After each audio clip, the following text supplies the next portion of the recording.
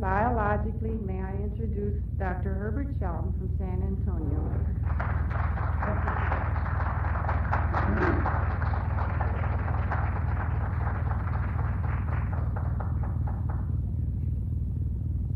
I would like to tell Mrs. Oberhauser that biologically I am a grandfather.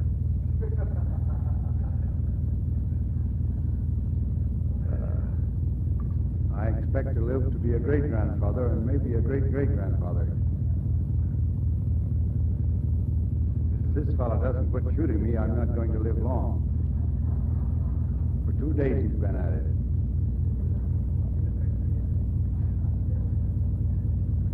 Now, I came up here fully expecting to talk to you on health from the kitchen out.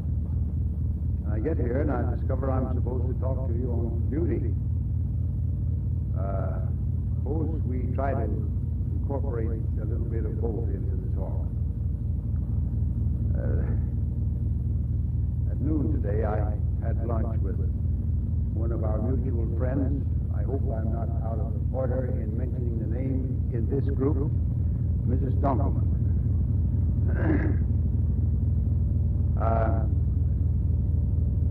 And we went to a hotel where we had a salad and nice avocado.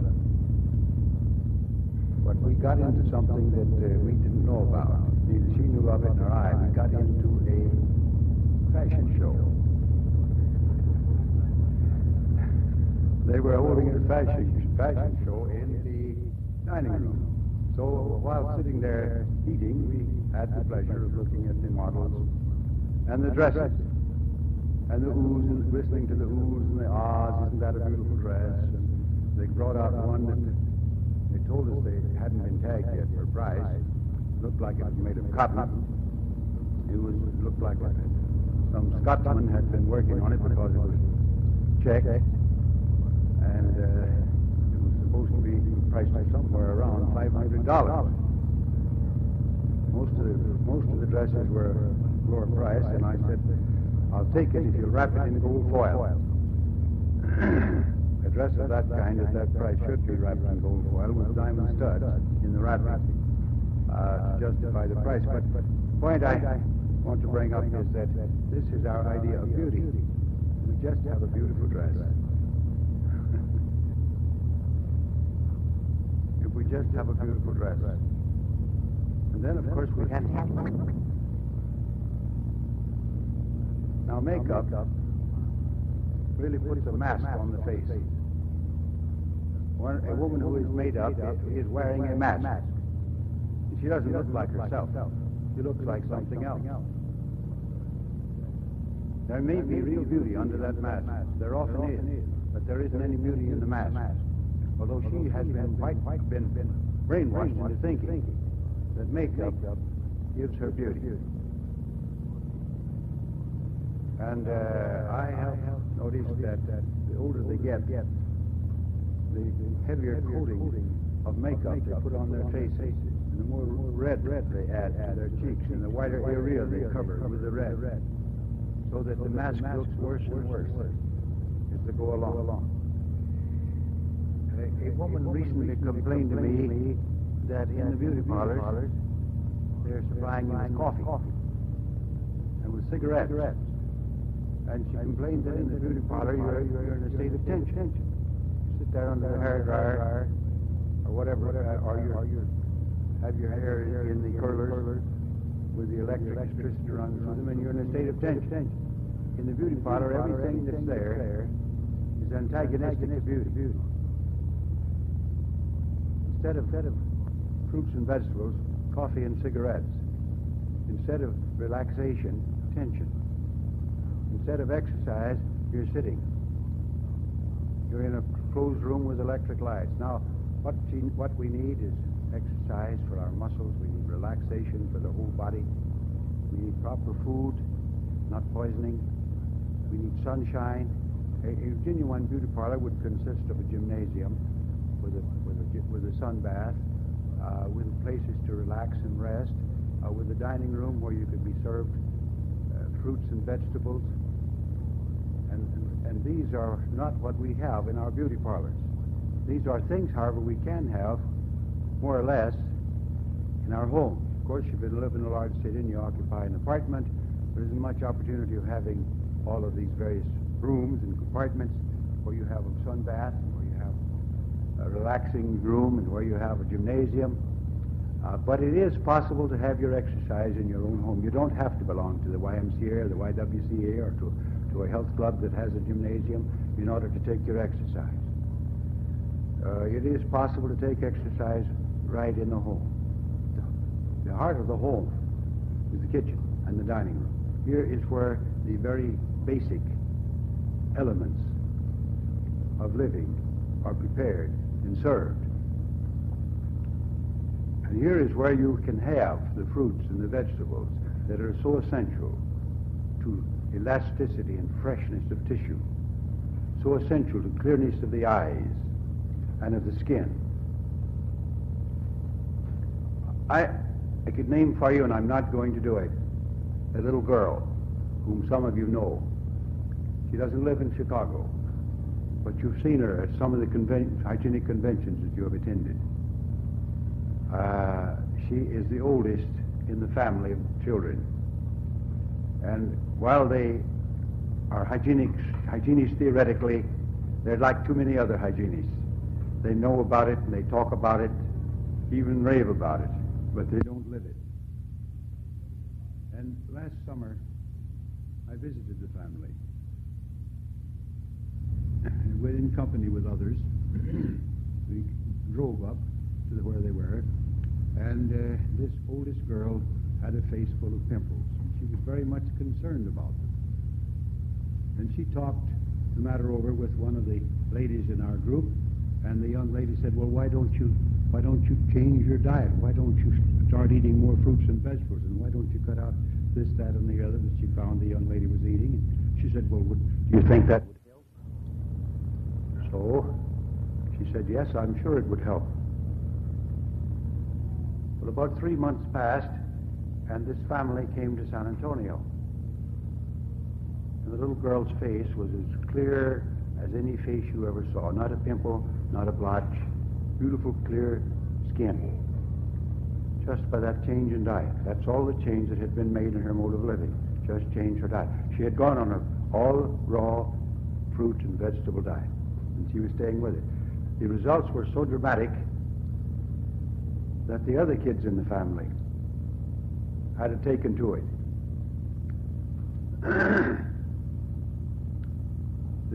These children had all been underweight all along. They had all gained weight on the raw foods. And 2 or 3 of them had gained a little too much. But they all had beautiful, clear complexions. And none of them had any pimples. Now, this girl, the oldest one, was just in that age when pimples are quite common. Acne, as they call it. And it's supposed to come with puberty and last through adolescence and then disappear. There's nothing you can do about it. You go to your skin specialist and he'll give you x-ray treatments, or he'll give you some salves to put on there. He'll treat you in various ways, but he'll suppress the pimples, and just as soon as you stop using the salve, they bob right out again. And you can suppress them, and then they come out again. And sometimes your suppressive efforts don't help. But you can change the inside of the body, and you don't have to suppress them. They just cease automatically.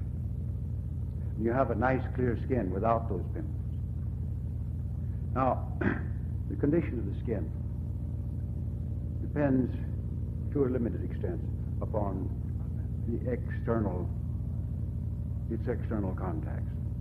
Sunshine can be used to improve the condition of the skin, or it can be used to cause the skin to deteriorate. Too much sunshine. And many of us do go out and get sun baths, and we overdo it. I've seen people take sun baths until their skin looked like leather, and old leather at that, cracked and parched, and when you could run your fingernail down it and leave a white streak like you'd marked with chalk. Too much sunshine in these cases. Too much of anything is evil. No matter how good it is in its normal amounts, it becomes evil. It becomes hurtful. We need to learn, in whatever we do, to exercise restraint and to practice the golden rule of moderation. And this is excellent in everything that we do for our health, for our beauty, or whatever we are doing it for, to be moderate in those things. So with our eating, if a thing is good, it does not become doubly good by eating twice as much. This is one of the mistakes that is made by the people who feed us on juices. They won't put us on a fast if we're sick. They want us to eat juice. And they figure that, well, if a glass of juice is good, then a gallon of juice must be several times as good. And I once watched Paul Bragg. I'm sure some of you have heard him talk at some time or other. I once watched him drink a whole gallon of orange juice during the course of one evening's lecture. How much he had taken during the day, I do not know, in addition to that. But 1 gallon in the course of one lecture. Now, this is a ridiculous practice. It was a ridiculous example for the man to offer to the people to whom he was talking. It is one of the ways that we run into a lot of trouble. We think a thing is good, let's get all of it that we can so we get as much good out of it as possible. It's very much like finding that when you're cold, that you get close to the stove and you get warm and the warmth feels good, and you say, well, I'm going to have plenty of that. So you back up against the stove and burn yourself. It's the same thing exactly. It's just a little too much warmth. Too much food, too much sunshine, too much of exercise. We can overdo exercise, but most of us underdo it. Many of us complain that we are overworked when we could do 3 or 4 times as much work as we're doing with perfect benefit to ourselves. Our overwork is not usually the kind of overwork we like to talk about. Overdoing things is injurious. So when we go into the kitchen, let's go in there with the idea that we're going to be moderate in our indulgence. I mean in the dining room. The kitchen is where it's prepared. In the dining room is where we usually overfill with it. Now, we had at noon today, we had a salad of lettuce and celery and tomatoes and an avocado. That constituted my meal. I'm eating very lightly on this trip because I find when I do a lot of talking, my throat gives me a little trouble, and if I eat very lightly, I get along better with my talking. Now, I'm going to have a lot of lectures to give on this tour. 4 here in 2 days. In New York, it's going to be still worse. Besides all the traveling, there isn't a lot of time for rest. Sometimes in some of these jumps are so close together that there's no time to even brush your teeth between jumps. So it's necessary to eat lightly. The common thought is that if you've got to do a lot of work, you want to eat a lot because you need the energy. Now, that is not a correct view of life. If you have a lot of work to do, then wait till the work is over to do the heavy eating, if it must be heavy eating. Because while you're doing the work, you don't have the digestive power to handle a lot of food. So when we go into the dining room, let's keep this in mind. Light eating when we're active. Light eating if we have a lot of physical work or a lot of mental work to accomplish. And then after a period of rest and relaxation, and preceding a time when we're not going to have to do a lot of work, then have our heavy meal. So that we don't go into the dining room in the morning and try to have a big breakfast of a lot of fruits and a lot of vegetables and things of that kind, with the idea that fruits and vegetables are going to do thus and so for us. Now, keep this thing in mind. There are no curative virtues in food.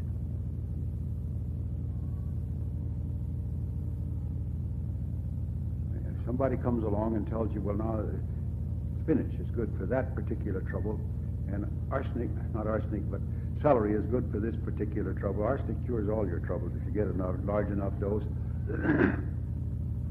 There are no curative virtues in food, and you do not derive benefit from food in proportion to the amount that you eat, but in proportion to the amount that you digest and assimilate. And if you eat more than you can digest and assimilate, then you do not derive any benefit from that excess. On the contrary, it constitutes a burden for you, and that burden must be handled by your body at the expense of its energies. And often some of it has to be thrown out through the skin at the expense of your ego. You develop an inferiority complex because you've got skin eruptions. Don't try to remedy troubles by eating foods. Rather, try to remedy them by eating less food. I remember once a young man who was on the air in Dallas, Texas. He had a program there, and he developed a trouble, and he immediately called me on the telephone and asked me what he should do, and he says, I can't fast. I'm too busy. I can't take time out. What can I do? So I explained to him how he should eat. Well, shortly after that, I received a letter from him from Milwaukee. He had gone to Milwaukee, and he was had a program there. And he said, I'm following your advice, but I'm not making any progress, and I'm eating salads by the tubful. And I wrote back to him, and I said, try taking your salads by the thimbleful. So after a couple of weeks, I got a letter from him saying, well, I followed your advice. I started eating less, and I'm making progress. The idea he had in mind is that if these salads are good for us, and they'll help me in this particular condition, then I've got to eat a lot of salad.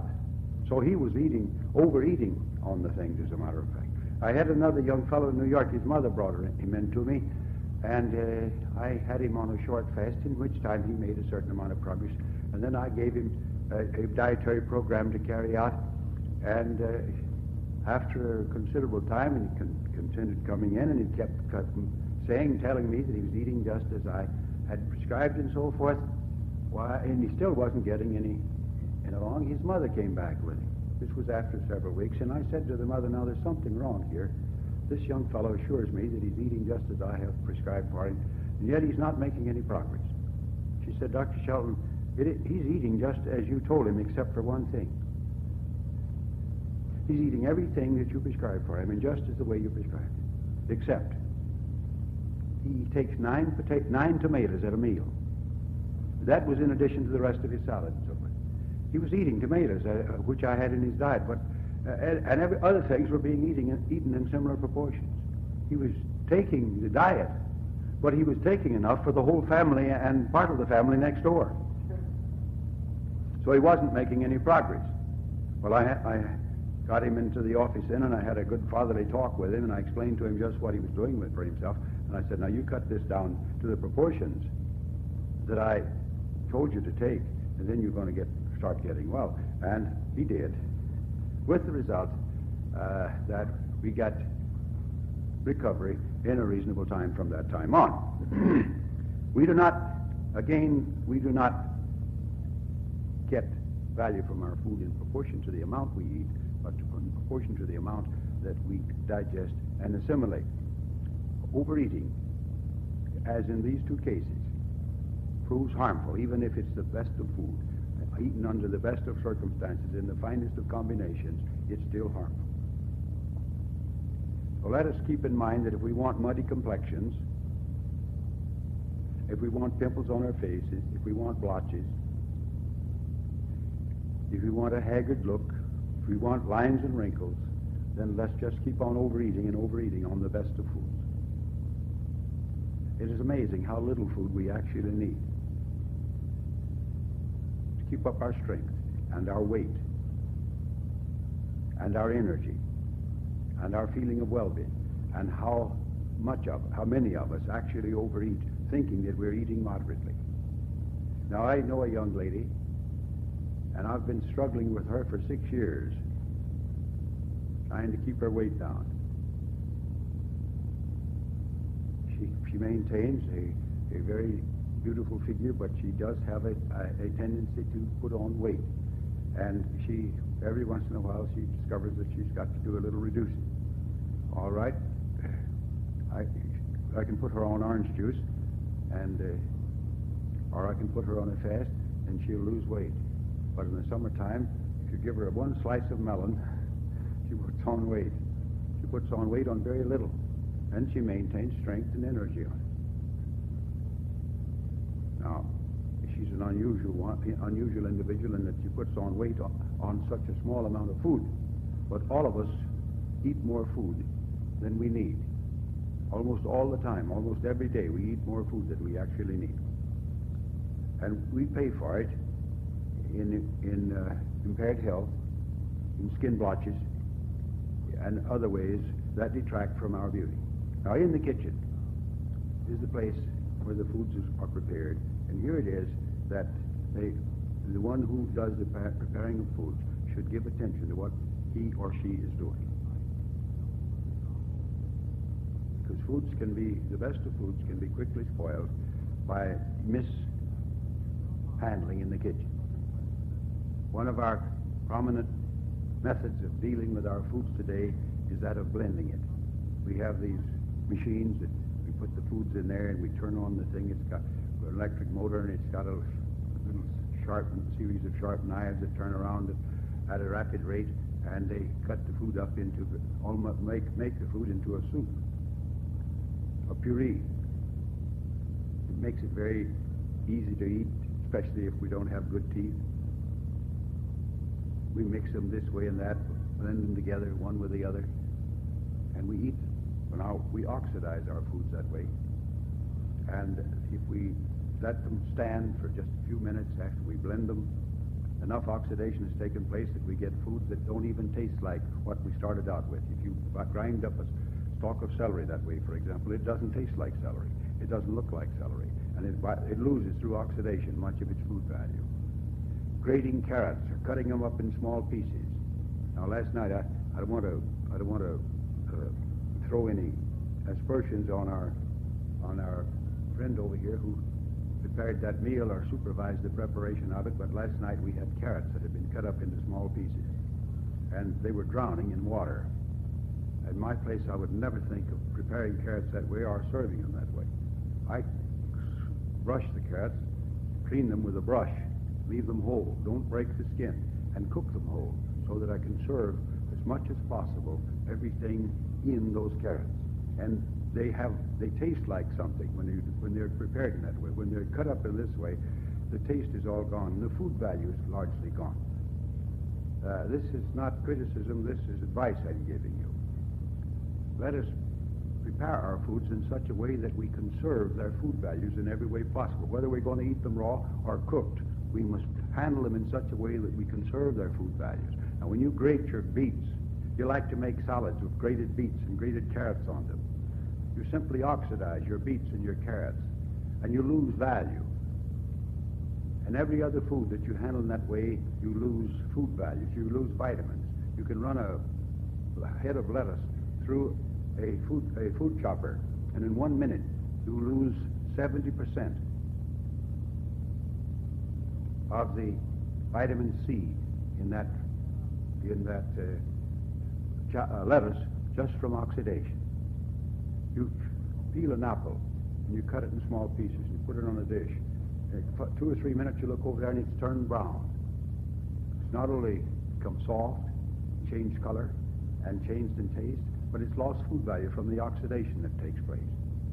I serve tomatoes at my place. I serve them whole. I never slice tomatoes.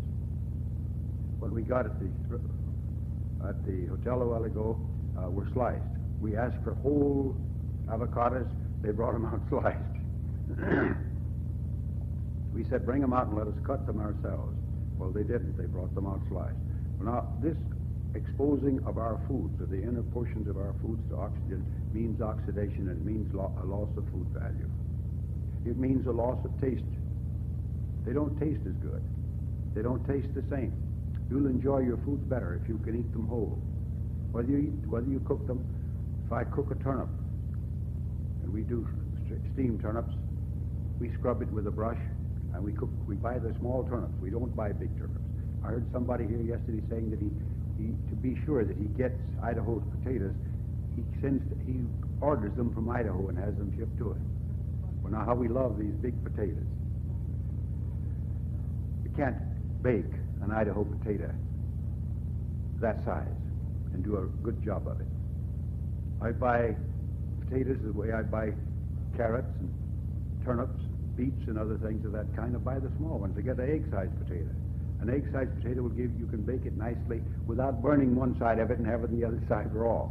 or the inside raw and the outside burned. It's a much more tasty potato if it's a small potato that you bake than it is a large one. I have never tried to bake one of those large ones, but I've tried to eat them after they're baked out. In New York, they like to serve them in the restaurants there, and I've never found one that I could relish because they don't bake well. We need to learn a few little simple things, and I can't go into a whole afternoon of cooking and food preparation here this afternoon, and I'm going to depart from my usual rule. I almost never recommend my books. They're hard enough for me to read without you having to read them.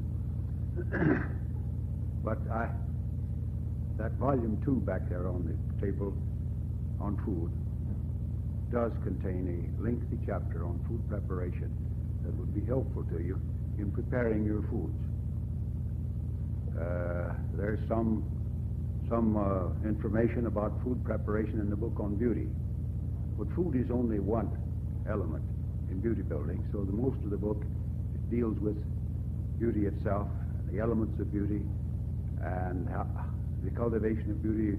It deals with exercise, it deals with fasting, it deals with sunbathing, it deals with bathing, it deals with sunshine, sunbathing, and so on. It deals with all of the elements of living that are requisite to building and maintaining good health, which is the basis of beauty. Now, no amount of health can make a beautiful person out of one who is not beautiful. And most of us are born ugly. The human race, in its present condition, is a race of cartoons and caricatures. We're not human beings in any high sense of the term.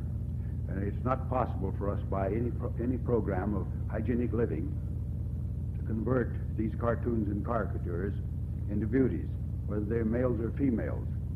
But we can at least improve upon them and make them better, and we can, I think we can get at least a certain percentage of our women away from the masks and away from dependence upon rouge and lipstick and things of that kind, to give them what they think is beauty. And why they think it's beauty, I don't know. I know a young lady who says, I don't use anything but lipstick, but I feel nude if I don't have my lipstick. Now, this is purely a matter of conditioning. It's not that you need lipstick to feel that you're well dressed. It's just that you've been using it so long that you just miss it when you leave it off. And yet, that young lady looks far better, in my eyes, without the lipstick than she does with it. When she puts on the lipstick, she actually looks like a different individual. And she is not nearly the same individual in appearance to me when she has the lipstick on as when she has it off. And I think that that's true of most males. I find that when we go around among a group of males, wherever they're congregated, one of the chief butts of their jests is women's makeup. They all seem to be agreed that it doesn't beautify them. And yet they tolerate it because, well, that's the only kind of women there are, made-up ones. Unless you get into an Adventist church where you find the girls don't use makeup, that's about all you find. And there's no beauty in it. Besides not being beautiful, let me tell you a story. I said to a young lady a few years ago who used makeup, first place, she used it in a professional way in her work, and then she gave up that work, and she no longer had to resort to stage makeup, and she was just using ordinary street makeup, and she wasn't using much of that. She was one of those who thought, well, it's better to just use a little bit. It's more natural. Now, I don't know why more natural is using a little is more natural than using more. I agree with the man, the physical director, who said that a red lips made up of lipstick looks just exactly like a mouthful of tobacco to him. But anyhow, I said to her, now look at your skin. A few years ago, you were a young girl. You're still a young girl. but you had a beautiful, clear complexion. You had pink cheeks.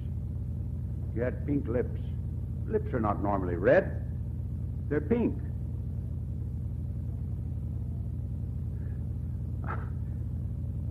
Imagine seeing a Negro girl going along with red lips. You see them. Now take their lipstick off and see what the color their lips are. They're black. They got black lips, but they use the red lipstick just because lips are supposed to be red. And not even the lips of the white race are red. They're pink. Well, at any rate, I said, now you had a beautiful complexion. I remember you when you were only 18 years old. You had a beautiful complexion. And now when you take off your makeup, what have you got? A sallow complexion. Sallow. Now, why do you think you have a sallow complexion? You've got good health. You're living sensibly. Why is your complexion sallow? She said, I don't know. It puzzles me. I said, I'll tell you why it's sallow. Your skin has been injured by makeup, powder, and rouge. You've been drugging your skin. You've drugged it until it hasn't any life in it. Now cut it out. And let's see what happens. Within 3 months after she stopped using makeup, you could see a marked change in the condition of that skin. It took on life. It began to develop color. And today, although she is 32 years of age, her complexion is almost as beautiful as it was at the age of 18. She's not using any makeup. This makeup not only doesn't make you beautiful, it detracts from the beauty that you already have.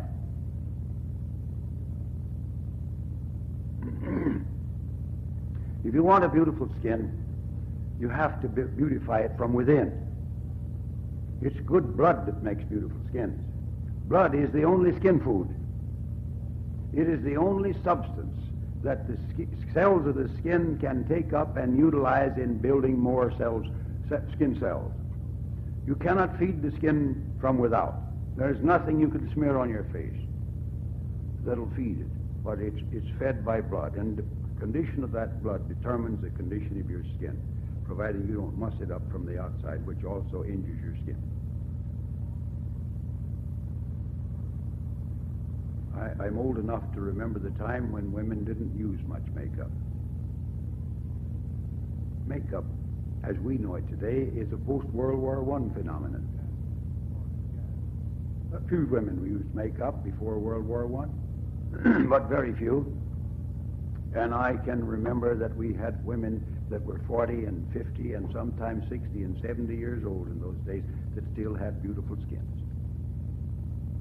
Hair as white as cotton, and skins as soft and smooth and transparent almost as when they were young children.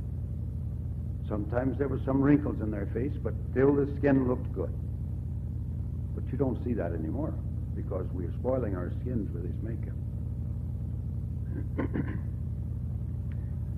Oh, they use little harmless things in those days to clean their skins with cucumbers and egg white and that kind.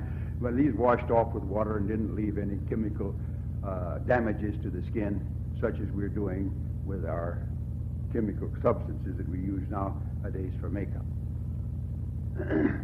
The makeup industry, the cosmetic industry, is a rather recent development, and by high-pressure advertising, by all the women's magazines carry articles by supposed experts so that you're brainwashed all the time about the value of this makeup, the value of that one, what you must do to use this for your skin, your nails, your hair, and so on and so forth, which one is stylish and which one is not, which one is most becoming to this particular personality and which one is most becoming to that personality. You get all of that in your women's magazines, you get it in the women's pages of your newspapers, besides the advertising that you get, so that you're constantly being brainwashed into the idea that to be beautiful, you must be artificial. And the more artificial, the more beautiful. Now, to really be beautiful, you've got to be natural. But I'm not beautiful, I'm ugly. I've had more than one girl say to me, I'm ugly. I can't be beautiful. Well, of course you can't. Ugly people can't be beautiful. No. And no matter how much stuff they put on their faces to try to reform and remodel those faces, they're still ugly. Those things do not make ugly people beautiful, and they certainly detract from the beauty of the beautiful person. And that's what I wanted to say a while ago when I said the human race has gotten itself into a miserable condition. We're such a botched lot that we're hardly classifiable as human beings anymore. I don't know how to classify us. We belong to some kind of a race that's somewhere between man and the ape. The real man and the real woman is yet to be in the future, if we ever get sense enough to begin to retrace our steps. I think that once upon a time there were men and women on the earth. I think once upon a time what we call the human race was made up of real men and women. But nowadays, as to say, we are cartoons and caricatures, and one of the chief causes of that is our unhygienic way of life. But that is not the part that is hereditary. The chief cause of our botched condition that is hereditary is our mixed state of affairs.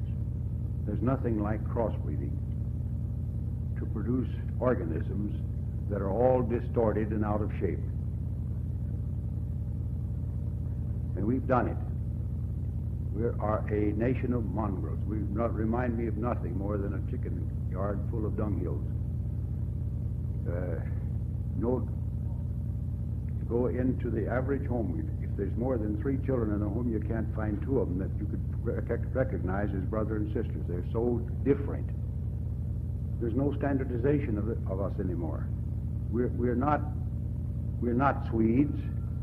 We're not Scotsmen. We're not Englishmen. We're not Germans. We're not Italians. We're not Greeks. We're just a mixture of everything, with the result that I remember once seeing a little girl, 2 little girls. They were at the railway station waiting for a train. Their mother and father was with them. The mother was a rather nice, beautiful woman. The father was a handsome kind of a fellow, except for one thing. He had a Jimmy Durante nose that stuck right out in the middle of his face. And here were 2 little girls that had all the beauty of that mother. Beautiful little girls, except they had their daddy's nose. Jimmy Durante noses that stuck right out in the middle of their face. Now, this fact of independent inheritance is something we are completely overlooking and consistently overlooking in our choice of a mate, in our courting practices. We are so mixed up physically that we're actually at war with ourselves internally. We're constantly at war with ourselves. You know, you study anatomy and you discover that there are actually people that are lacking in certain muscles in the body. They're born without those muscles being present. Or they're born with one part of the body too big for the other parts of the body. In northern Norway, for example, where the Norwegians and the Lapps come together, sometimes they intermarry. And the offspring of these intermarriages of Lapps and Norwegians have such small pancreases that they develop diabetes rather early in life. In other parts of the world, you see where there crosses the head of the femur, which is the thigh bone, that little round head that goes into what we call the acetabulum, which is a socket into which it fits there. The head of the femur is too large for the acetabulum, so you've got what they know as hip joint disease. The head is out of the socket. You can't get it in there because it's too large. All as a consequence of crossing one race with another, one people with another, so that you get independent inheritance of one part. Sometimes you get people whose hearts are too small for the size of their bodies, or the heart may be much larger than the size of the body would require, or the circulatory system is too small for the body, or you get a man he's got a nice physique, he looks handsome in every way except his feet are too big. He's inherited big feet from his dad, and the rest of come from some other source.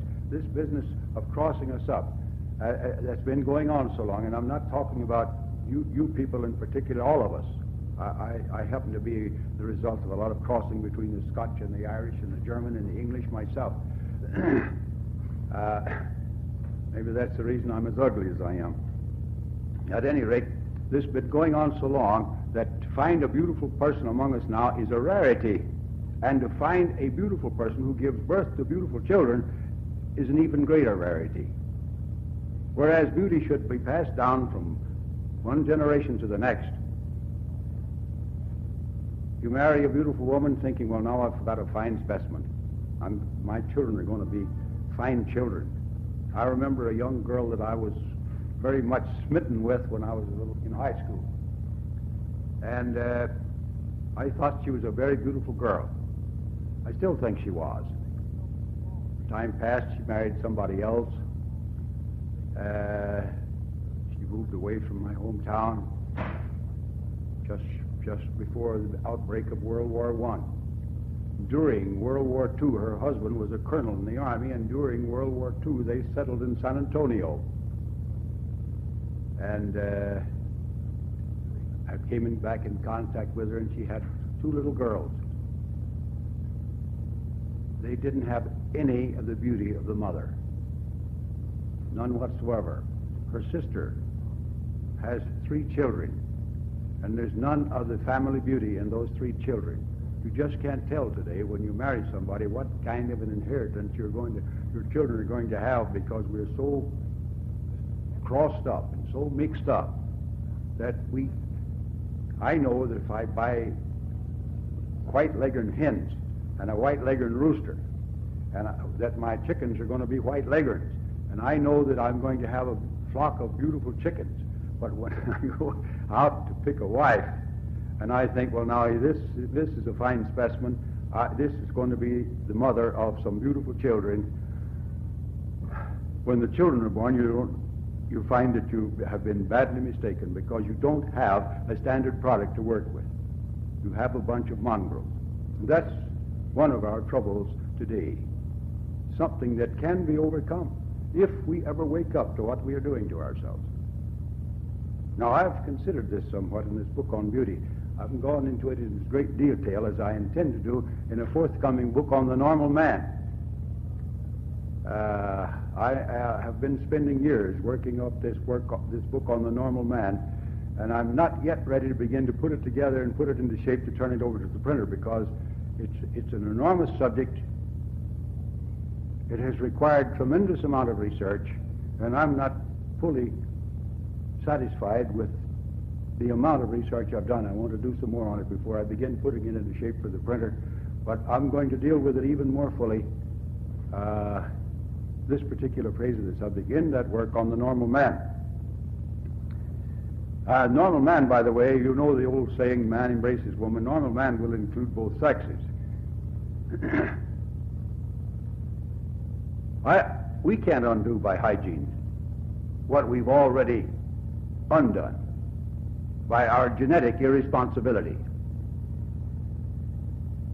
But we can do much towards maintaining the health of what we have, maintaining the integrity of what we've got, and maintaining or even improving the appearance of what we have. And we cannot do this by artificial means. We cannot do it. We've got to have something that has a relation to life. We've got to have a beauty-building program that deals with the elements of life, something that is vital, something that is a living necessity. It's true enough that you can have a plastic surgeon remodel your nose. Of course, you may get hot and melt, it'll be worse than ever. After he handles it, he can do this. But you can't have plastic surgeons remodel your whole body. Many of you have much larger face on one side than on the other. Have you ever studied yourself in the mirror and noticed how one-sided your face is? And did you ever stop to think that this is because you've used one side of your face to almost exclusively and developed that side? You do all your chewing on one side. When you talk on one side of the mouth. When you laugh, you pull one side over to the one side of the face over, and the other side doesn't laugh as much as one side. You haven't lived proportionately. I mean symmetrically. You haven't behaved symmetrically. So you're one-sided as a consequence of one-sided development. You go out, you take your clothes off, or you put on a bathing suit, or shorts, and you walk down the street, and the people look at you and say, gee, look at that left leg, it's half the size of the right one. How many of you ever noticed how much larger one leg is than the other? And it's because you have asymmetrically developed yourself by using one side more than the other. Did you ever watch a man playing baseball? He's a right-handed pitcher, perhaps, and he throws all of his balls with that right hand. He never uses his left. Well, the right arm, the right shoulder, the right side of the body gets all the activity, it gets all the development, the other side is neglected. All of our activities are of that kind. All of our athletic activities are one-sided. All of our work is one-sided and lopsided.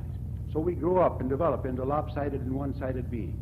We need, in order to offset that, we need a system of physical education that will take care of the neglected parts of our body, that'll give all of our body adequate exercise in order that we may develop symmetrically and proportionately.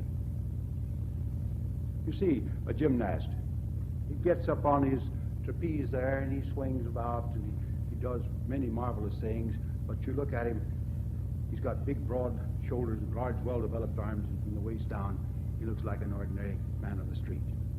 No development, because those parts of the body are neglected in his work.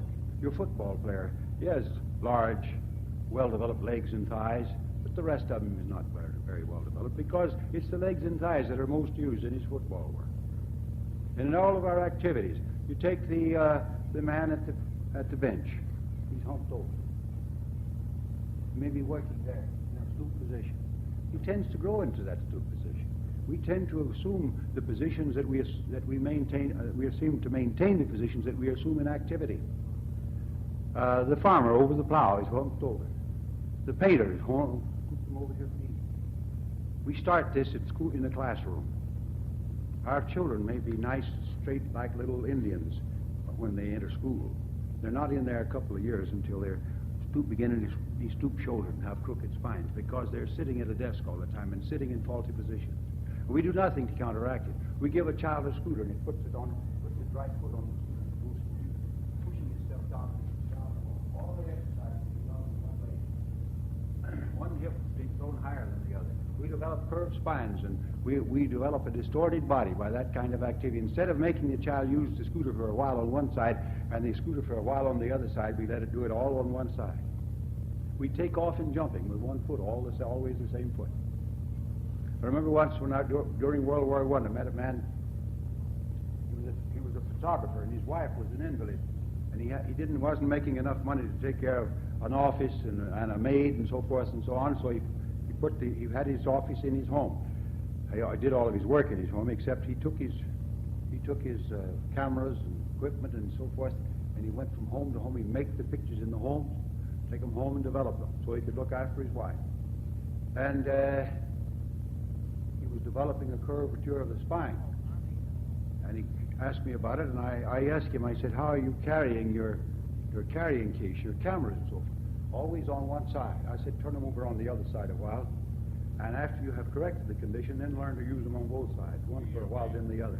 Well, he managed that way to remedy his curvature that he was developing by this one-sided activity. Our whole life in civilization is so one-sided and so lopsided that we develop into all kinds of shapes and distortions and deformities. Just as we ruin our feet with our shoes, man normally should go barefooted. We don't. As a matter of fact, although I grew up in a time when kids all went barefooted, and I went barefooted until I was 15 years old. Nowadays, we don't let children go barefooted from infancy on up. We're ashamed of their bare feet or something of the kind.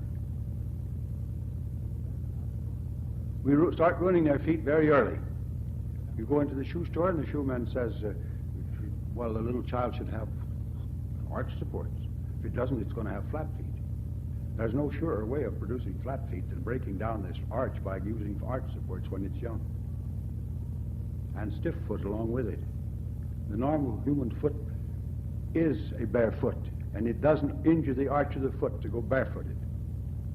The best arches in the world are in those tribes of people who go barefooted all their lives and never wear a shoe at any time. Well, they also have good teeth, not because they go barefooted, and they never see a toothbrush and toothpaste. They have good teeth because they have good nutrition. Good teeth depends upon good nutrition, not upon scrubbing the outside. Now, that's not to say that the teeth should not be kept clean. It merely means that cleaning your teeth is not saving your teeth. We use more toothbrushes than any other 10 nations in the world combined. We have more tooth troubles than any other nation in the world. Cleaning our teeth, brushing our teeth is not saving our teeth. Now, you're not going to save your teeth by using any of the best advertised toothpaste where investigations in 5 dental colleges have shown such and such to be true.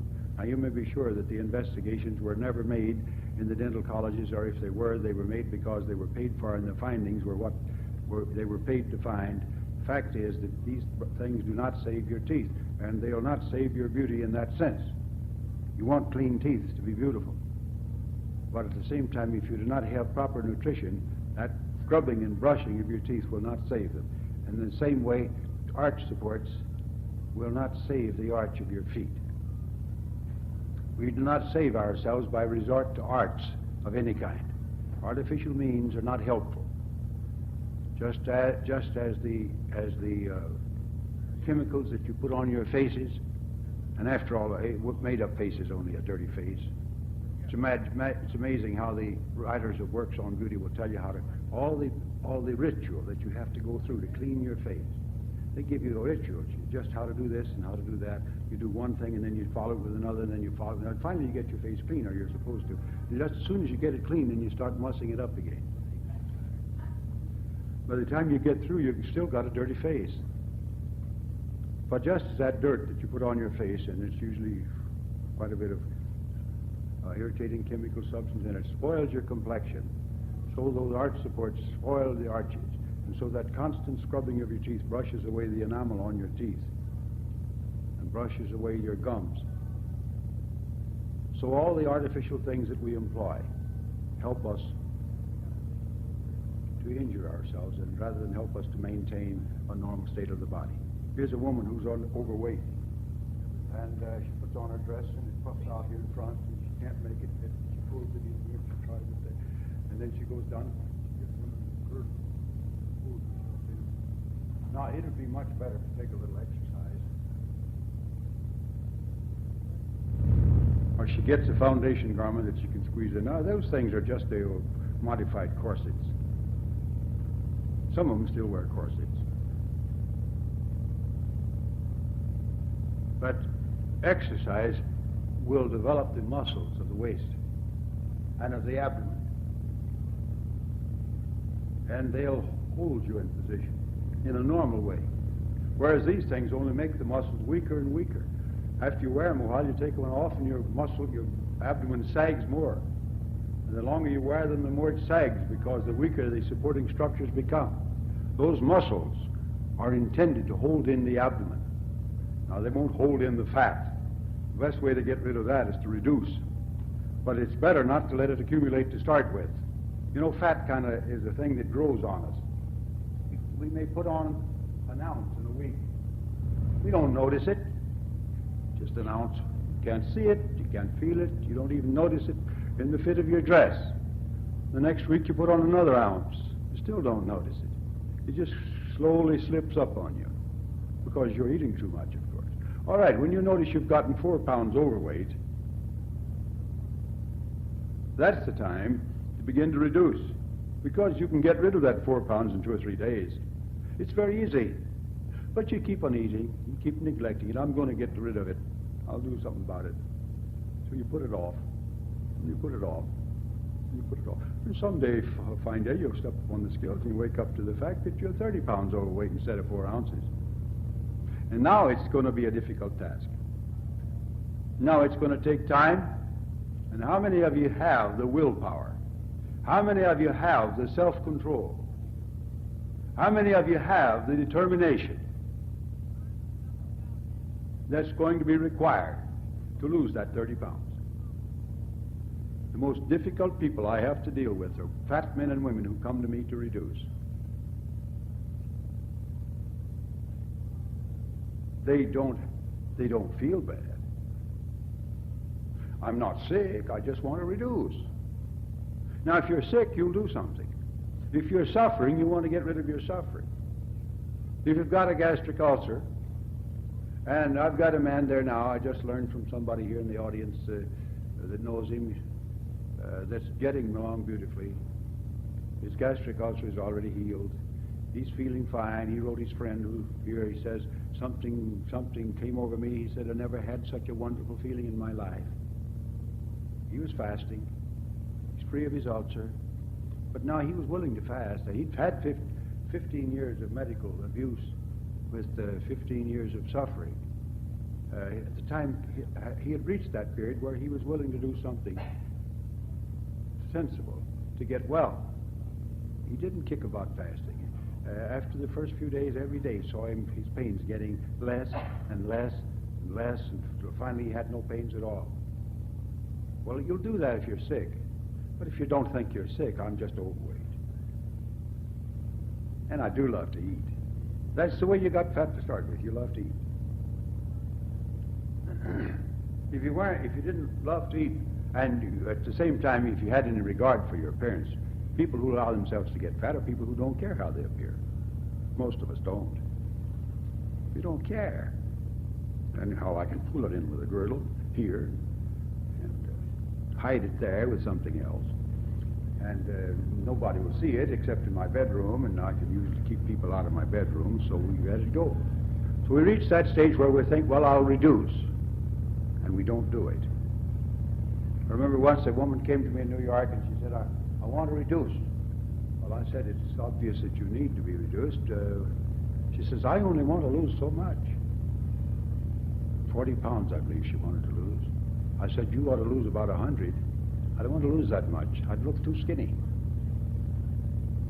And that's another peculiarity about us. We have become so used to seeing ourselves fat that we think of ourselves, if we were at a normal size, as being too skinny. So I said, all right. I took her in hand and I cared for her until she lost her required amount, what she wanted to lose, and I let her go. About 3 months later, she came in and she said, well, Dr. Shelton, you have to do your work all over again. And I said, why? Oh, you know how it is, she says, I like to eat. And so I said, but why should I have to bother with you now? You've been through it once, you know how. She says, I won't do it unless I'm paying somebody to have me do it. So I said, okay, I need the money. So we brought her down to 40 pounds again. And I let her go again. But now, this is the experience I have with these people. Either they won't go through it because it takes too much self-control, because they have to be off that food that they love so well too long a time, and they won't do it. Or else they go up to a certain point and then they go back and they gain it all back. It's a very discouraging thing on my part to have to deal with them. But I have to deal with them because they need the services and I need the money. And none of them stay with me long enough that I ever get rich. So I had one little girl came down from New York. She was the wife of a sculptor. She was the original 5x5. She was exactly 5 feet tall, and she weighed 400 pounds. She said, my husband borrowed money for me to come down here. And he told me that if I don't reduce this time, she'd been trying it for several years, not to come home. And she, can you reduce me? I said, no, I can't, but you can. You can reduce. If you'll follow my instructions, I'll give you 6 months, Dr. Shelton. I said, 6 months? You need 2 years. I'll give you as much time as you need. You know, you can't lose that much weight. It's taken She probably took 20 years to put it on, and she wants to get it off in 6 months. You can't lose weight that fast. So, anyhow, she gave me 5 days. She says, I can exercise at home. I said, of course you can, but you won't. And I don't want sunbaths. Sunbaths can help you take off weight. Fat people often do have trouble with sunbathing. She didn't want it. Fasting? No, she says, I like to eat. Well, I said, I know it, I can tell it. But this is one of the problems of some of our ladies. They are overweight. And they allow themselves to get that way because they don't care how they look. Sometimes they wake up someday and they say, gee, I do look fat. Maybe I better get rid of some of this lard. And they undertake it and they find it's not going to be a picnic and they give it up. A woman came to me once during the Depression. McFadden, or the Physical Culture magazine, McFadden was still with it at the time, offered a series of prizes to women for the best reducing program. Now, to get it, you had to enter a reducing contest. You had a photograph made of yourself, and you had yourself weighed, and you had everything properly notarized so that they knew you weren't faking, and you sent it in, and you entered the contest. And you had a certain period of time during which you yourself underwent a reducing program of your own that you worked out. And at the end of that time, made your reports, how much you were losing and so forth. At the end of the time, you sent in your reducing program and how much you had lost. The first prize was $500. And this lady needed $500 very badly. And she needed to reduce very badly. She was well overweight. And she came up to me and she said, I haven't any money, and I do want to reduce, and I have entered that program. Could I work for you here and let you reduce me? And I said, yes. So I put her to work, and I gave her a reducing program, and she stayed with it perhaps a week, and she lost some weight. But the result of her efforts were that at the end of the period during which she was in this contest, she weighed more than when she started. In other words, she didn't carry out her program. She liked to eat too well. Then we have the other kind, the women who are underweight. Now these are the real problem children. Because a woman is rarely underweight because she is not eating enough. Often they're eating 2 and 3 times as much food as they need. As a matter of fact, sometimes it seems the more they eat, the more they lose. They're not underweight because of a lack of food. The only people I've ever seen that were underweight because of a lack of food outside of very sick people were people who had been on a long fast. But others were underweight in spite of the fact that they were overeating continuously. Eating all hours of the day and night and eating so-called fattening foods. Our idea about putting on weight is that we want to put on some fat. We take a skinny, undeveloped or underdeveloped body, and we think that if we can lay on enough layers of leaf lard, why, that's all right. We'll get up to normal weight and we'll be normal individuals. But that isn't so, because that lard is not distributed over the body uniformly. It'll be in spots. You'll see a woman walk down the street and you can't see her, but you can see she's got on short skirts, and you can see she's got nice skinny legs, very skinny. And from the hips up, she looks like, a young elephant. Or you can see them the other way, great big legs that look like they belong to a piano instead of a human being, and from the waist up, she's thin. You find this fat distributed over the body in various ways so that they're all out of proportion.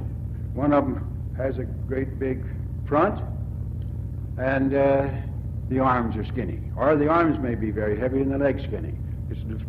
So there's no beauty in that.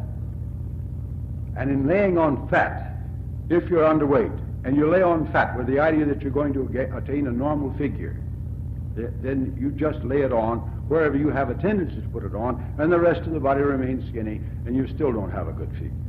There's only one way to build a normal figure, and that is to develop that figure by exercise and proper nutrition.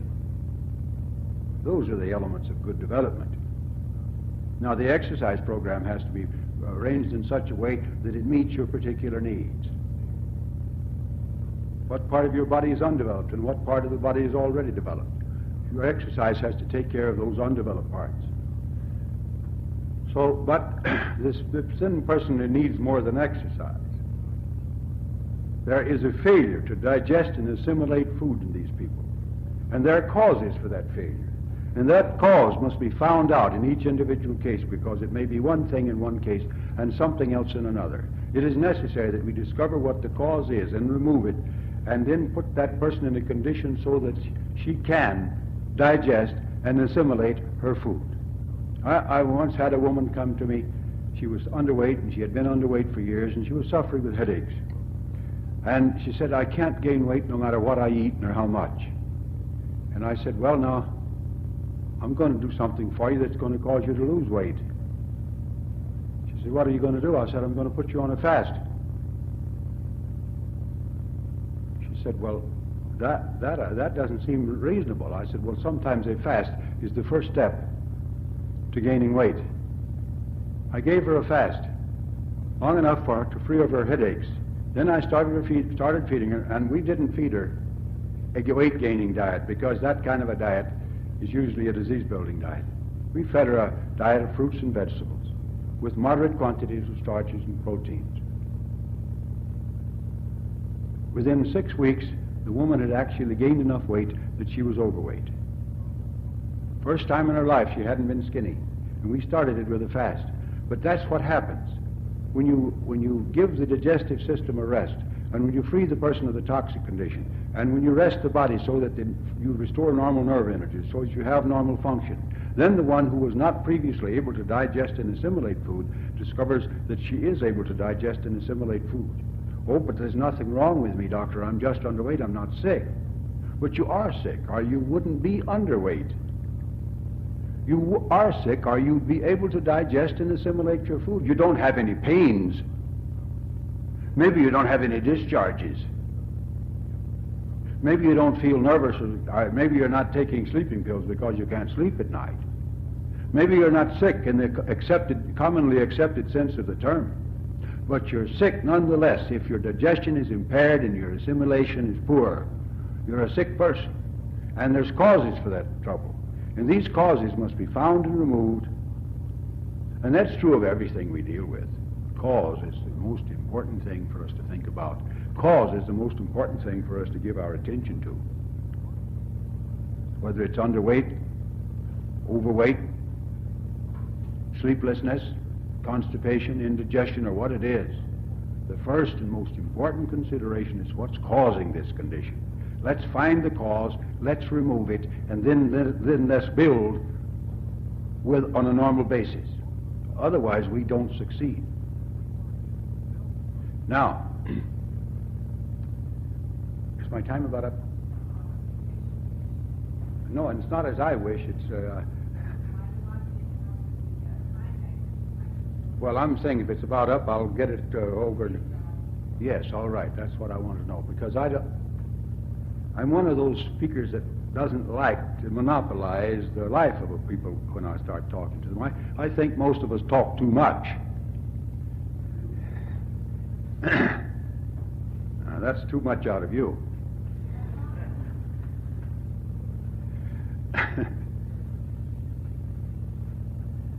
Beauty is built. Now let's get this in its true significance. You know the old saying, beauty is as beauty does. Well, now that didn't have reference to what I'm going to say. Beauty is built on a beautiful life. And by a beautiful life in this particular, I mean a life that is lived in harmony with the laws of being. A life that consists of eating the right kind of foods, under the right conditions, in the right combinations, and in the right amounts, that consists in getting proper exercise regularly, that consists in getting plenty of outdoor life, of fresh air and of sunshine, and that it consists in getting adequate amounts of rest and sleep, that maintains poise of mind and cheerfulness of attitude, that is at all times clean, with reference now to bathing, a life that is lived in harmony with honesty and with truthfulness and with honor and dignity, and a life that is lived helpfully, not one that is lived selfishly in an isolation, one that helps their fellow man. This kind of a life is the kind of a life that builds and maintains beauty. It's something that it's the kind of a life that all of us can live, even if we were born ugly as a mud fence. We can at least live that kind of a life, and we can, by that means, have all the beauty that we're constitutionally capable of possessing, and we can maintain it for a long period of time. And we can have health, and health and beauty are so nearly synonymous that sometimes I think we ought to discard one term or the other and just use the one so we know what we're talking about. We can have health and strength and energy and endurance and happiness and usefulness right on into what we today think of as very advanced age. I read a story the other day about Hippocrates. I read it in Wisdom magazine, and I think it was taken from the introduction to Hippocrates in the great books. But at any rate, it tells us he died at a very advanced age, and I figured up his approximate birth date as they gave it, and the date of his death, and he died about 75 years. Now that's not a great advanced age. I think that at 75 we should still be children, still running and romping in our shorts and enjoying life. And this can be our lot if we will learn to live sanely, hygienically. There isn't any other sane life except a hygienic life. I heard somebody say the other day there can be two truths. Well, I think there are thousands of truths, but I don't believe there can be opposing truths. And anything that opposes any genuine truth must be false. And there isn't anything that is opposed to the truths of hygiene that is true. There can't be. There can only be one set of truths in this universe. There can't be two sets that are opposed to each other. You can have truths in hygiene, you can have truths in chemistry, you can have truths in any department of existence, but you find that they harmonize with each other. You don't find them to be antagonistic to each other. You don't find them to be opposed to each other. All this universe of ours is based on a few fundamentals, all of which work harmoniously together. And it's true of the truths of life. It's true of everything that we should do. All of them, all the truths of life harmonize with each other. If you find something that doesn't harmonize with truth, then you better be suspicious of it. Either that or somebody's interpretation of it has been wrongly interpreted. So let us spend our time, first of all, trying to find truth, following truth. Don't put your beauty as your goal. That should be a byproduct of a life lived in harmony with truth.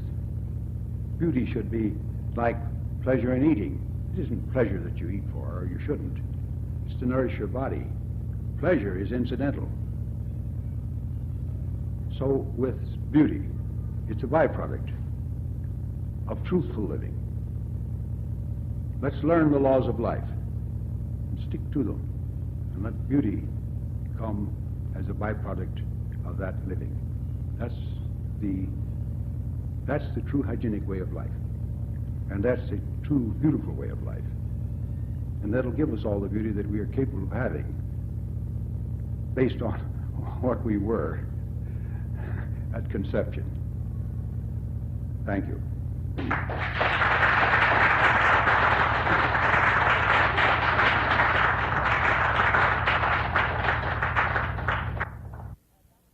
We'll get started now. Dr. Shelton, could one become a hygienist without starting a fast? One may become a hygienist by just starting hygienic living. One does not always need a fast. Many people have sufficient health that they can just begin hygienic living without first taking a fast. Fasting is really for those who are ill and who need fasting for cleansing purposes. I didn't become a hygienist by first taking a fast. I told Mrs. Oberholzer just now, she mentioned here yesterday that she still has the first copy of Physical Culture that she bought, that I bought the September issue of Physical Culture in August of 1911, and I still have that copy. I bought it one Saturday evening as I stopped at a newsstand on the way to the show, and I read it when I got home that evening after the show, and I began a program of exercise the following Sunday morning, that is the next morning. And I didn't wait for a fast to begin. I began immediately to change my eating habits and other habits of life. You don't have to begin by a fast.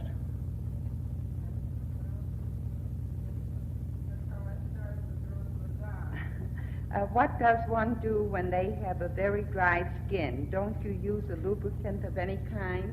If you want to have a dry skin and keep a dry skin, use a lubricant.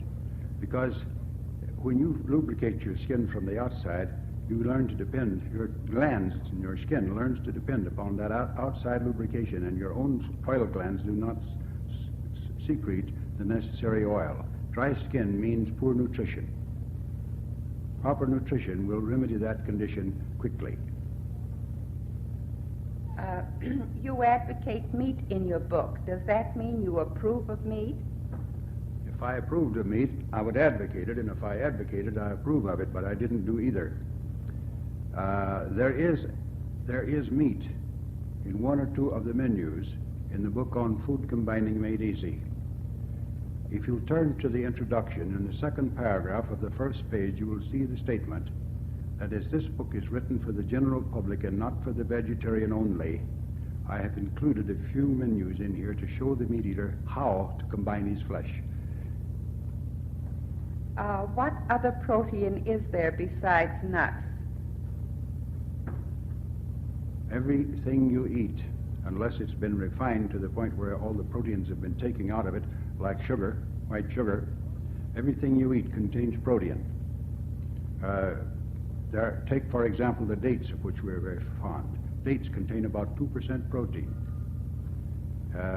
Sometimes I see avocados listed among the protein foods, and I've been guilty of it myself in the past, and actually avocados contain only about 1% protein. It's not proper to list them as proteins. They're really fats. But there's protein in cereals, and there's protein in legumes, and there is protein in celery, and there is protein in all of our green vegetables, and there's protein in almost everything that we eat, including the nuts. We stress nuts because these are the high protein sources of plant protein. Please give principles which should guide humans in choosing life partners for most advantageous results. Universal errors would puzzle.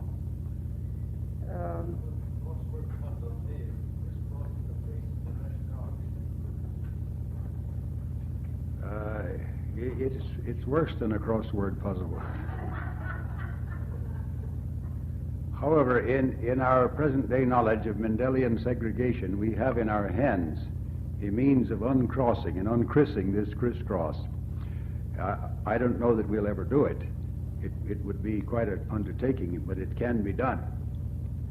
However, to undertake to discuss principles of selection would take us rather far afield this evening, and it would take a lot of time. The primary rule is that like should marry like, and that's true even within the race. Disparate breeding within the race is also ruinous to the race. And I'll not make any effort to go into that in any great detail. I'm going to cover that in greater detail in this forthcoming book on the normal man. But I'm not going to try to go into great details of it this afternoon because we lack the time. You said drugs should not be used to kill pain. What about the last stages of cancer and so forth, when the pain is beyond endurance? My father was brought up in the old school. He believed in drugs. And when I began to break away from my faith in drugs and began to adopt what we now know as hygiene, he was very bitterly opposed to it. When I came to Chicago to go to school, he went with me to the railway station, and every step of the way from home to the railway station, he did his best to persuade me not to come here and waste my money studying something that wouldn't be of any value. He wanted me to study medicine, study law, study for the ministry, study business administration, study anything except that. You're just wasting your time and your money. During one summer, I got a place with a sanitarium in Elmhurst out here, beyond the city a short distance. We had some asthma cases out there, and my father had asthma. And I wrote him and told him what we did for the cases and how they got along. And he didn't even bother to reply to my letter. Time came, however, when he was at my place and observed for a short time what we were doing and the results we were getting. And then one day I stopped in my home on my way back to my place from New York, and I found my father in bed. And he said, "Can you do anything for me?" And I said, "If you follow instructions." He says, "I'll do anything you say. I'm dying. I know it. My physicians know it. They tell me that I've got 6 months to live, that there's nothing more they can do. He had cancer." I took him in my car and took him down to my place, and instead of dying in 6 months, he lived 8 years. He lived 8 years in comfort. He lived 8 years, he enjoyed life. He lived 8 years without pain. He died without suffering. He died of cancer. I never saw a case of cancer get well, no matter how you care for them. But I've seen a lot of cases of cancer have their life prolonged, and I've seen them live in comfort and in usefulness and carry on their work. My father carried on his work as a building contractor up to within 46 hours of his death. He was still planning his activities for the next day when he collapsed one evening. But he died free of pain. I have taken patients that were taking dope several times a day and night, and within 24 hours had them free of pain. I'm speaking of cancer patients. And I've carried them along for long periods of time without pain. They die of cancer. They don't get well, but they don't have to be dope. You don't have to make dope addicts out of cancer patients in order for them to endure their last days on earth. How long may I go on a fast on my own? Many people have taken long fasts on their own responsibility, and they've done it sometimes with very excellent results, and others have killed themselves. I don't advise you to take a long fast without proper supervision. Most people can afford to fast as much as 2 weeks without supervision. Older people, I would say, don't do it. I mean, people past 60 or 65 or something of that kind. Don't try to fast even that long without supervision. Why do you advocate sour cream with bananas? Since your breakfast consists of only fruit, how many ounces do you think is about right? Don't say eat as much as you like. Surely you know what is about normal or average. I don't advocate sour cream with bananas. I say that the combination is not bad. I don't eat sour cream with bananas. When I eat bananas, I like my bananas. I like the taste of the banana itself. And that's the best way to eat all fruits. Eat the fruit by itself and get every bit of the delicious taste out of it that you can. Enjoy your food. Don't worry about how much you eat. If you chew your food well and actually enjoy it, you aren't going to overeat. You people that throw your food down by the shovels full and swallow it without chewing it and don't enjoy it, you're the ones who keep stuffing and stuffing and stuffing until you're overstuffed. My doctor tells me my gallbladder is bad and must be removed. He has me off fats and fried foods. He says I'll be able to eat normally after the operation. Would a raw food diet correct this? And if your head was bad, he'd want to remove that, wouldn't he? Chop off the corns, chop off the toe to cure corns, and cut off the head to cure headaches. There's nothing like destroying an organ in order to remedy its trouble. Take out the tonsils if they're inflamed, and remove the heart if you've got inflammation of the heart. That's the program that he offers you. Remove your gallbladder. Don't restore it to health. Remove it, and then you can eat normally. I wish you'd consult with a few of the people who've had their gallbladders removed and see if they can eat normally. Now, by normal eating, he means conventional eating, which is the same kind of eating you've been doing all your life, which has helped to bring on the very trouble you've now got. In other words, he'd take out your organ, and he's going to enable you to go on violating the laws of life for a little while longer. That's ridiculous. Now, will a raw food diet remedy your gallbladder trouble? I don't know whether it will or not. I don't know just what kind of gallbladder trouble you have. But I do know that if you've got gallbladder trouble, an operation will not remedy it. It'll destroy the gallbladder, but it'll not remedy your trouble. And even if you can't have gallbladder trouble anymore, just like the man, if you cut his head off, can never have another headache. So when you take out the gallbladder, you can never have gallbladder trouble again. But you haven't removed any causes, so you develop other trouble. Find and remove the cause of your trouble, whatever it is. And as your physician is not capable of doing it because he hasn't been trained to do that, he diagnoses disease. He can listen to your heart, and he can make blood tests, and he can make urine tests, and he can thump your chest, and he can look at your tonsils, and he can look into your ear and your nose, and he can do all of these things, and he's expert at it. And when he gets through, he can sum it all up and say you've got one thing, and you go down the street to another doctor and have him do the same thing. He sums it all up and says you've got something else. And you go to a third one, and he sums it all up, so he discovers you've got a third disease. I remember once a woman came to me, and she says, Dr. Shelton, I've been to 12 specialists and one osteopath, and I've got 13 diseases. So I said, well, have you come to me to get a 14th? Well, I'm not going to make a diagnosis, so I'm going to try to find the causes. And inasmuch as your physician's never been trained to search for causes, he doesn't know how. But that is the first point, first step in your recovery of your gallbladder trouble, is find out what's causing that gallbladder trouble and remove it. And it can be done. It can be found out, and it can be removed, and you can be restored to sound health and have a good gallbladder to go along with it. Dr. Royal Lee has a theory that there is an anti-enzyme factor present in dried beans, and that this factor may be eliminated from the beans and by discarding the water that the beans are soaked in and adding fresh water just before cooking. With soybeans, the water should be changed 4 times according to Dr. Lee. Would like to have your view on this anti-enzyme factor. Is it present in dried peas also? Dr. Lee might be correct. There may be such an anti-enzyme factor in beans and peas. I do not know.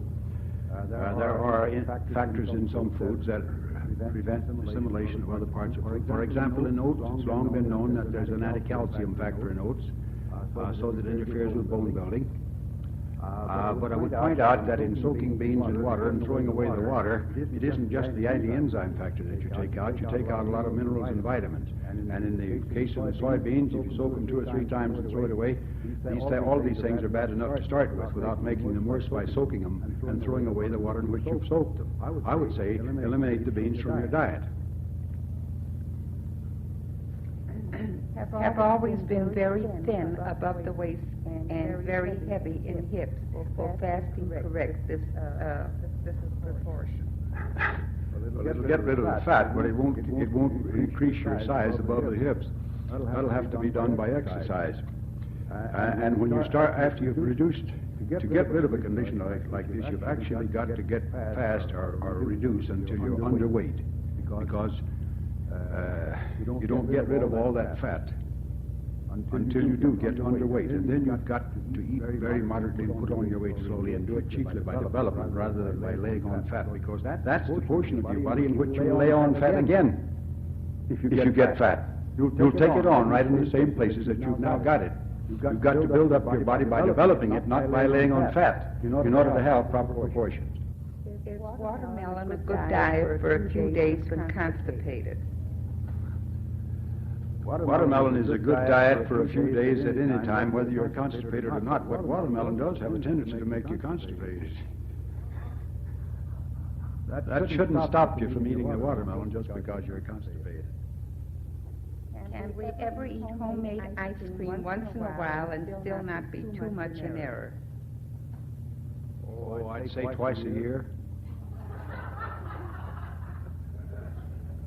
What can we do to pass on the work of hygiene to the people on the street? Can you give us any suggestions? First place, know what it is yourself.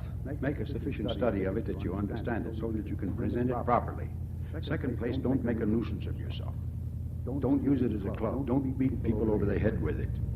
If you let your enthusiasm run away with you, you go out and you try to make a hygienist out of everybody you meet, and all you do is succeed in getting yourself dubbed a fanatic or a crank. Now, it's true enough, as old Dr. Moreau here in Evanston used to say, one crank head can turn 100 wheel heads. But you'll find that most of these wheels don't work on a pivot that will revolve.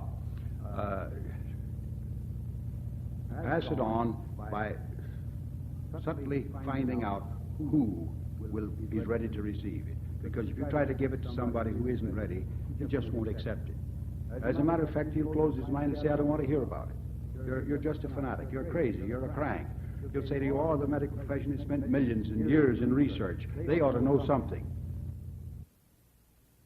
The message now continues on the next cassette.